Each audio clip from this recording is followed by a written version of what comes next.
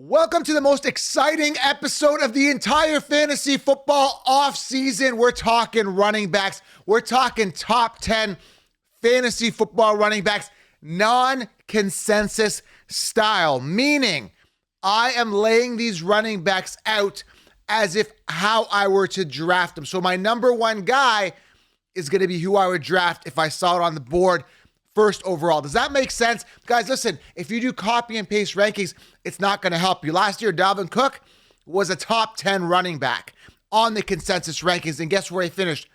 Outside the top 10.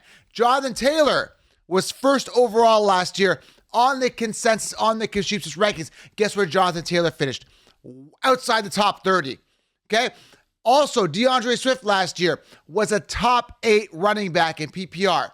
Number 8, everyone told you DeAndre Swift except for me. I said fade Swift. Where did Swift finish?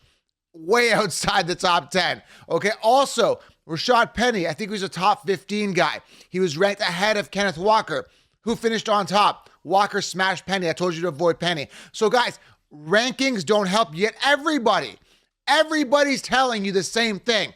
This is the person who finished on top last year. Draft him again in this order. So the consensus is saying CMC and Eckler are number 1 and 2. Why? Because they finished on top last year. But guys, listen, things have changed. New offensive coordinators are in. Different players are in the mix. There's so many things that change from one year to another, and players coming off pinnacle years tend to decline the year after. So I want to give you guys this disclaimer, not to explain myself and say, here's what I'm doing it differently. It's because I'm the only one that actually wants you guys to win. I actually want you guys to win your league, and you're not going to do it with copy and paste rankings. So I've got a top 10 list here, non-consensus style, and there's going to be a lot of insight in this video.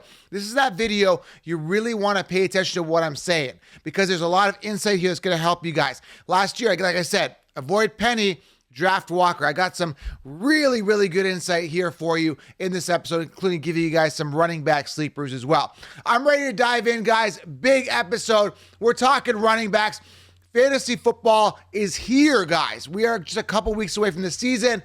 Let's dive in this episode right now. Been knocked down 1,000 times. I ain't going nowhere. Yeah, I'm standing right here. Demons all around, but I ain't got no fear. All right, guys, I'm bringing the energy, and I'm telling you guys, I want you to win your leagues. Grab the 16-round draft solution. I've linked it below to smash your leagues. Sleepers, breakouts, optimal players draft in each round. Printable cheat sheet, everything you guys need to crush your league. Not even win your league, but crush your league. Be light years ahead of the consensus. Use code SMASH to save. I've linked it below. Grab the 16-round draft solution right now, guys. Linked it below. This is the game changer. Draft kits are dead. Consensus, consensus rankings are dead, and so are everything else. The magazines, everything. This is the future right here. And also join the Patreon group for in-season and all year long access, waiver wire, optimal DFS play, starts and sits, direct access. The only place you get direct access to me right here, guys, in the Patreon group, patreon.com/FF Counselor. Join the fantasy front lines right now, guys. It's going to be an amazing time for you guys to hang out in there. It's an amazing community with great people, like-minded lion mentality people. Join the front lines, patreon.com/FF Counselor. All right, now that the plugs are done here, very important ones, because I always provide value on everything that I offer. Let's get into this top 10 list, non-consensus style. I'll start off with number 10 here. And yes, guys, Christian McCaffrey is not on this list. Yes, Austin Eckler is not on this list. Why? Because I'm not drafting him. So in other words, I could have them here at 10, but I'm not going to draft them at 10. Does that make sense, guys? I will not be drafting Christian McCaffrey. I will not be drafting Austin Eckler, so they're not on this list, okay? So let's get to this. Number 10, and mind you, there's a ton of other guys that I think will finish top 10, including maybe even Tank Bigsby, because I'm not really sold on AT yet. Guys like that could finish top 10, but I'm not going to be drafting them, that early. They're sleepers, okay? So number 10 here I've got is Javonte Williams. Now you're saying, well, Joe, Javonte Williams, how is he top 10? He's currently sitting 28th on the consensus rate. How is he top 10? Because he could finish top 10, okay? And the 9 people that I'm ranking ahead of him on this list, I would draft before him. Does that make sense? In other words, guys, I would draft Williams at the right ADP still. I'm not saying reach on him, but he would be my 10th running back I would draft. Does that make sense? Guys, stick with me. This is non-consensus. So there's other guys ahead of him, like a Miles Sanders or someone like that. Let's say a DeAndre Swift, for example. I wouldn't draft them. I would just fade them and go right to Javonte. So why do I have Javonte 10? He could finish top 10. I'm not saying he is, but he could. Based on ADP, I would draft him at the right ADP for sure. He finished 17th the last year he played, which was 2021. He had 203 attempts, just under 1,000 yards. I think he had 903 and just 4 touchdowns. He was in a split backfield with Melvin Gordon. Last year he got hurt. Apparently he's good to go. Sean Payton offense. Bounce back year for Russell Wilson. They got Samaj Perine there, who really is just not that good. Javonte is going to get the workload because I really believe the Broncos have to make a statement this year. Jerry Jeudy in a contract year. They got to get it done. And guess who's there to get it done? The young, hungry, dynamic Javonte Williams, okay? Now, in reality, because that's what I talk reality and practicality, you don't have to draft Javonte Williams till around round 6-ish, give or take, okay? As your RB, 3 to 4 as part of a robust RB strategy, go for it, guys, because I'm telling you, Javonte Williams isn't an opportunity to really shine this year. I'm telling you, because he's got the opportunity there, minimal committee, bounce back year. Now, some people say, well, the ankle, he's going to be sore, he's going to be hurt. Coming back, you need full 2 years to recover. He's still young, man. I don't know. I think he's just rejuvenated. I think he's back. And at the end of the day, as your RB4, do you understand what I'm saying? Okay? RB3 to 4, maybe even your RB5, depending on how many running backs you get in the early rounds. Guys, this guy could absolutely be a solid running back on your team, and you don't have to worry about a major committee there, okay? Javonte Williams coming at number 10. Number 9 here, I got Dameon Pierce. Pierce last year finished 27th, only played 13 games, and looked good when he played, okay? 220 attempts, 939 yards, 4 touchdowns. So the same thing with Javonte Williams. These guys are going to get more touchdowns, okay? When they played as rookies, they didn't really get fully integrated. They didn't really get fully unleashed, okay? Dameon Pierce, tons of heart, runs strong, nose for the end zone, runs hard, breaks tackles really strong. Like I said, played 13 games last year. Currently sitting 19th on the consensus, on the Sheep's rankings. We're looking at around a 4th to 5th round average draft position, and you're getting an RB1, okay? Like I said, terrible offense last year. Still managed to muster up 939 yards on a terrible offense. Improved offense, potentially. The addition of CJ Stroud, who was drafted, the addition of Tank Dell, who looks amazing in training camp at wide receiver.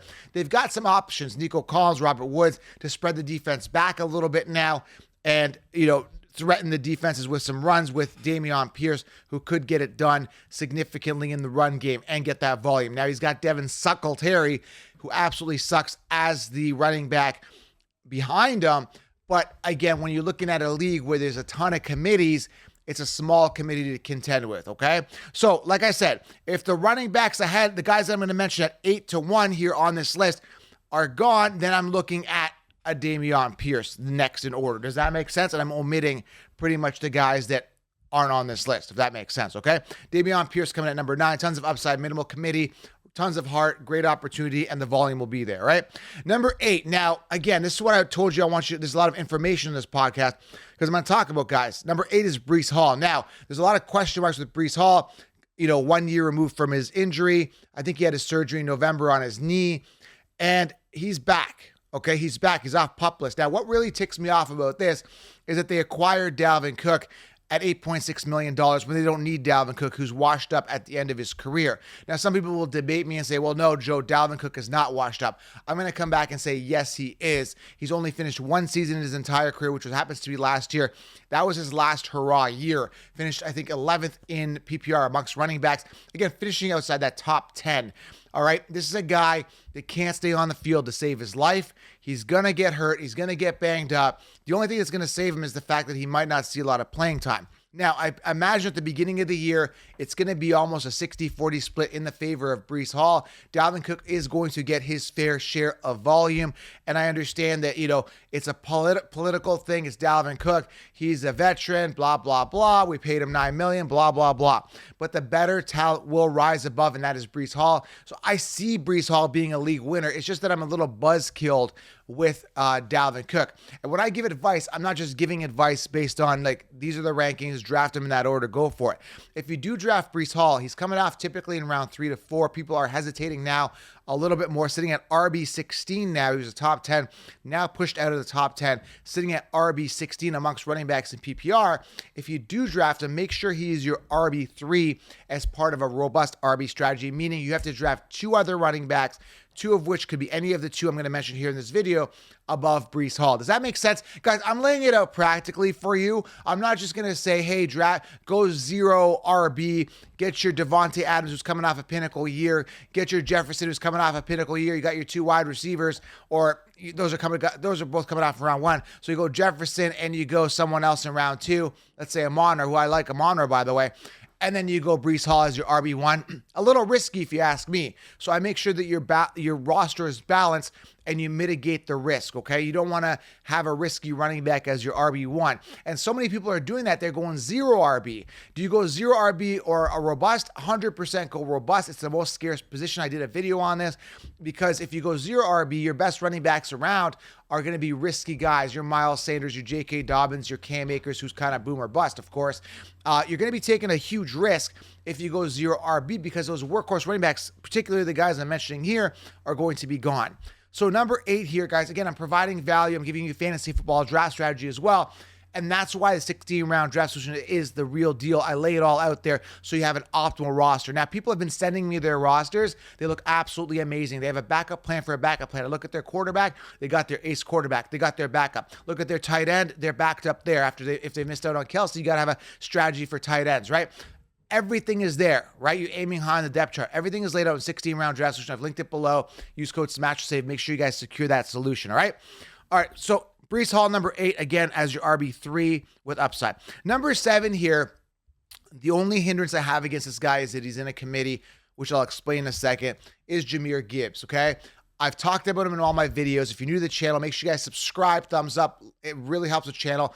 You're missing out on content. We go year round, okay? Jahmyr Gibbs, I've talked about him, ultra explosive, all right? Explosive, breakaway speed, home run hitter. He ran I think it was a 4.36 or 26 or so. I think it was a 3.6.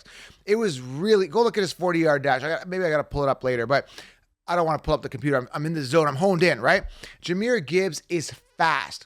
He's explosive. He can catch the ball in the backfield, and he had decent numbers in college. He wasn't like a total, vulture, 100 touchdown guy. He got a fair amount of volume where he wasn't overused in college. He is primed for an amazing NFL season. And I've said this in all the videos. I want to continue to say this. He is everything that DeAndre Swift wasn't, okay?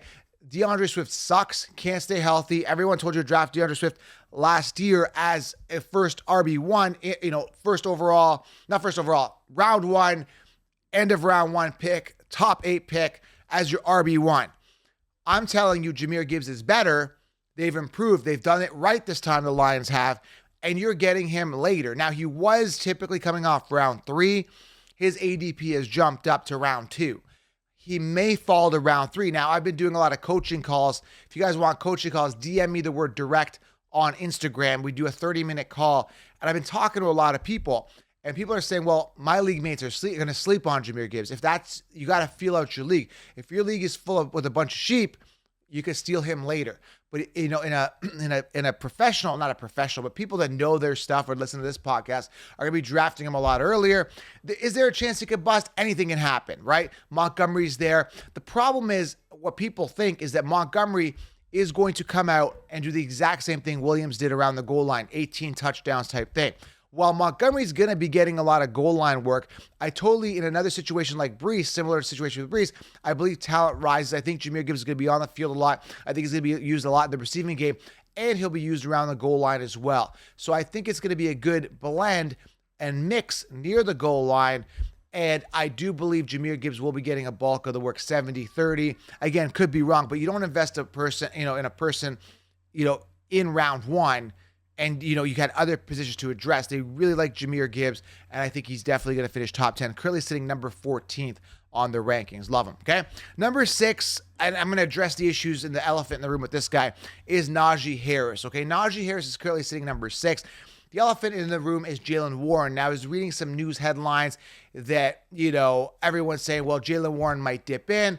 Apparently, Canada and the coaches are saying, hey, man, listen, this is our guy.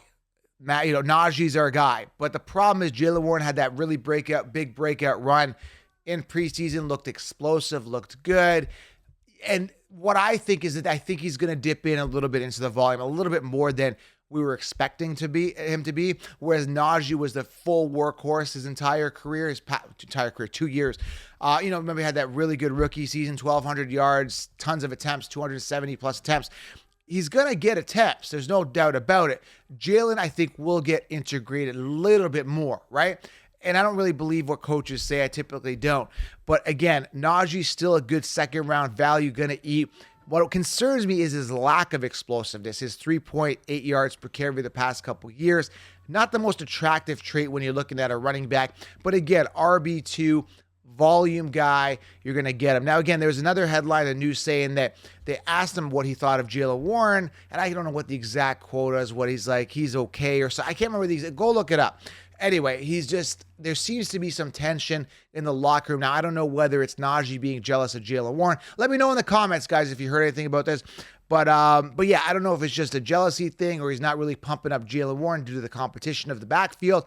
But this is something you want to consider if you're drafting Najee, that Jaylen Warren might be a pest. Keep that in the back of your mind, but don't overanalyze it because the volume is going to be there. Tomlin does like to run, his workhorse running backs, all right? All right, let's keep going here with this list. Number 5 here, okay? Now, for years, I've kind of knocked Nick Chubb. He lacks that PPR upside. But if you're at the end of round 1 and the guys that I'm going to mention before this guy are gone, then you got to give Nick Chubb a consideration here. And the reason being is that Kareem Hunt's gone. So Kareem Hunt was a big thorn in his side. He's gone. Nick Chubb was a workhorse last year, going to continue to be a workhorse, barring any type of injury, which is the only thing that could really sideline Nick Chubb from a fantasy standpoint and a reality standpoint is injury. He is primed for a good season. Now, they added Mr. Massage, butt massage, Deshaun Watson. Now, Deshaun Watson is going to steal us some goal line work, but not enough to be concerned. Nick Chubb is the man on early downs and around the goal line. I don't see it any other way. Sitting 6 on the consensus, I got him here at number 5. Give or take. It doesn't matter whatever platform you're on. I do always talk in PPR, 1-point PPR. It doesn't matter. I always go for the best talent. I've always been in PPR leagues, and Henry's been amazing for me through the years, even though he's not a PPR machine. So Nick Chubb coming at number 5, prime for a workload, ultra safe. I'm just not overly excited about him. He doesn't have the ceiling as the guys I'm going to mention in the top 4 here, but love him. All right, let's keep going here again, guys. Make sure you guys do join the Patreon group, patreon.com/FF Counselor. Join the Patreon waiver wires, DFS starts and sits, direct access, amazing community. Join the Patreon group. Guys, I have to plug it again and grab the 16-round draft solution. Use code SMASH. I've linked everything below, or head on over to thefantasyfootballaccounts.com if you're listening in the car or somewhere else. All right, number 4 here. All right, absolutely love him. Derrick Henry, all right? Sitting number 7. Now, here's the thing. I wasn't feeling Henry as much this year. I liked him more last year, okay? I know when to hold him, know when to fold him. I'm not saying we need to fold on Henry yet. Barring any type of injury, he's going to be good. They brought in Tajay Spears, who looked good in preseason, workhorse running back in college. Listen, I absolutely love Derrick Henry still. The problem is the question I ask, and it keeps coming up in my head, is this his last hurrah? Will he bust? What do we expect to get out of Derrick Henry? Love the talent. Volume's going to be there. And I love the addition of DeAndre Hopkins from a Derrick Henry standpoint, because now we have defenses keying in on Treylon Burks and Hopkins, whereas before, Burks just wasn't going to do it. We're going to see more stacked box against Henry, and that was going to be an issue all season. With the addition of Hopkins, and hopefully it's a healthy Hopkins all season, we are going to be seeing more open space for Derrick Henry to run. So that was really a plus for me, and it kind of brought me back on the Derrick Henry safe train for this season. All right, currently sitting number 7. I got him sitting here at number 4. All right, number 3 here. This is a big risk, and I'm going to address the elephant in the room. Again, this list, I'm not saying draft these guys 100% as your RB1. Make sure if you do draft them that you've got a backup plan for a backup plan. For example, Najee. I like to feel more fuzzy if I grab a running back round 1, then go Najee, okay? All these guys, there's no safety with any running back, even like a CMC. There's nothing saying that he's safe. The reason I left him out is because he didn't finish 2020 and 2021. He played 10 games in those 2 seasons. He's injury prone. Coming off a pinnacle year where Elijah Mitchell was sidelined the entire season and he only played like 5 games. Mitchell's coming back. Quarterback's going to be integrated now. Might be a different looking offense. Ayuk's going to get more work. Kittle's going to get more work. That entire offense is going to change. And I know CMC is going to be the man, but I just don't trust him coming off pinnacle years. And again, same with Austin Eckler. Why isn't he on this list? Well, simple. New offensive coordinator. Quentin Johnson drafted round 1. They're going to throw the ball downfield more. Now, again, the plus to both these guys is that they're still the workhorses, the alphas on the roster. That's going for them. But I just think other guys will emerge and pass them. One being this guy number 3, Jonathan Taylor. Now, one issue I'm having right now, I'm just not feeling warm and fuzzy at the time of this recording. Okay, now by the time I release this or things may break out, he's got permission to seek a trade. Now, owner Irsay was saying Taylor's not allowed to get traded, right? They don't want to pay him this mega contract due for a contract year. He might be traded. Now, this is the problem. Potential suitors look like the Dolphins. There's even talk he might end up on the Chargers, might end up on the Bills. The Chargers 100% need a true workhorse running back. Eckler's not it. I think that would be a great home for Chargers. You put Eckler in the backseat, you use him on some passing downs, and Jonathan Taylor gets 300 attempts and all the goal line work. That would be ideal because Eckler sucks. And don't take it from me. The Chargers didn't pay Eckler a mega contract. He's crying about it, right? He's still getting paid. I looked at his contract. I think he's getting paid like $6 million base. And then he's got all his signing bonus. He's up to like $9 million a year. That's not bad for a guy who's a backup. He's lucky to even get that. But Jonathan Taylor's obviously the better back. May end up on the Bills, Chargers, the Dolphins. There's tons of teams looking to buzzkill and not really comfortable with the current running back situation. So again, Taylor's a big risk, but his ADP has dropped from round 1 to round 2, which is nice as your RB2. But again, he comes with risk and he might end up on a new offense where he's got to learn the offense and question marks, yada, yada. Jonathan Taylor, guys, love him. Talent-wise, but one thing I do know, no matter what happens, the trade, the holdout, whatever, I don't think he'll hold out. He has to perform. He has to perform. That's the bottom line. He has to do it, all right? If another team wants him, whatever, he wants that mega contract, he has to perform, and that's the bottom line. You can't just sit there. Like, he's coming off like a banged-up year. Had a good year a couple years ago. He's got to kind of prove himself again that he wants that money, all right? Number 2 here, again, make sure you guys subscribe, thumbs up, drop a thumbs up. Guys, I'm giving you practical stuff, logical stuff, insight, right? It's going to help you. So that thumbs up really helps. And make sure you guys comment below. Let me know what you guys think. Do these guys belong in the top 10? What do you think? Want to get your feedback. Don't give me consensus sheets and stuff. I don't want to hear it, all right? Number 2, sitting number 3 on the consensus. By the way, Taylor's sitting number 9. I got him at 3. And again, he could fall in the top 10 with the situation. Trust me, I don't trust him 100%. It was Taylor. But number 2, Saquon Barkley, all right? Saquon Barkley, got him at number 2. I liked him better last year when he was outside the top 10. This is why I say rankings don't work, and you got to know when to hold him, know when to fold him, know when to have a backup plan, know how to draft. That sounds like a song. But anyways, Saquon Barkley, I got him at number 2 just based on the fact that he's been incentivized. He's getting like $13 million this year with incentives. He got paid. He's explosive. He's a great running back. Talented. He's got to perform again. The talent is there, man. I got him at number 2. I think he's going to do great. Again, I liked him last year. He was outside the top 10. Everybody had him outside the top 10. I was telling you to draft him. I was getting him in round 2 in all drafts. Explosive, workhorse. I mean, he's everything you want. Barring any type of injury, Saquon should be a top 3 running back. Again, injuries do happen. Hopefully it doesn't happen for Saquon. Love him. Number 1 here. This is a clear cut for me. It's Bijan Robinson. Now, some people are saying, well, Joe, his name isn't Bijan. It is. I actually watched a recent video where he said Bijan is not his name. He actually made that up. I think it's a marketing thing to sell his mustard. But even his mom, I think it's Bajan. It's not even Bijan. It's like Bajan or Bajan or something like that. But I call him Bijan because that's how it looks. That's how it should be pronounced. It's Bijan Robinson, okay? But again, there's a video out there. Go look it up where he says like it's not even Bijan. Like Bijan is Beejhon or something like that, but not even close. It's bi-weekly, B-I. Anyways, who cares? Jan as it ran by Jan. So why do I like him? Well, The Falcons, they've improved their offense. I think Desmond Ridder's going to be efficient. I watched some preseason. It looks good. Preseason doesn't really dictate everything I do, but it gives me a good indication and reinforces what I think. So I look at Desmond Ridder. He looks pretty efficient. Drake London looked really good, made some great catches by the sideline. A healthy Kyle Pitts opens things up, okay? They got Hollins there and other options too. Opens things up. Desmond Ridder can shoot downfield, and then you got things opened up in the backfield. Now, a guy like Algier, who wasn't even that good, he was like a 4th-round pick, nowhere near talent-wise the Bijan is, and he rushed for, 1,000 yards. Now, he's still there. He's going to get his share of work, but they're going to play their best player, which is Bijan. He's going to be on the field a lot. I'm looking at a 220 attempt floor. That is a floor. I mean, I'm going really low. They ran the ball over 500 times last year. Bijan is set for a big workload. He's set for a lot of receptions. And if you watch preseason week 2, he looked absolutely amazing, dynamic. He almost broke up for a big run. They just tackled him before he just broke up. If he had broke up for that run, look out, his ADP would have shot up even higher. Currently sitting at number 5 on the consensus. But what really blows my mind and why rankings don't work is that, now we're going to talk some sleepers here, is that Tony Pollard is ranked ahead of him in PPR. Tony Pollard was a backup his entire career. He had 193 attempts last year and got hurt with Zeke carrying the load. They got Deuce Vaughn. So again, I say this, and I say this a lot in my videos, some bonus for you.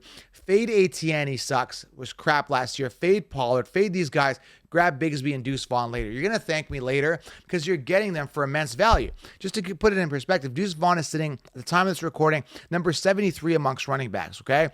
And Pollard is 4, okay?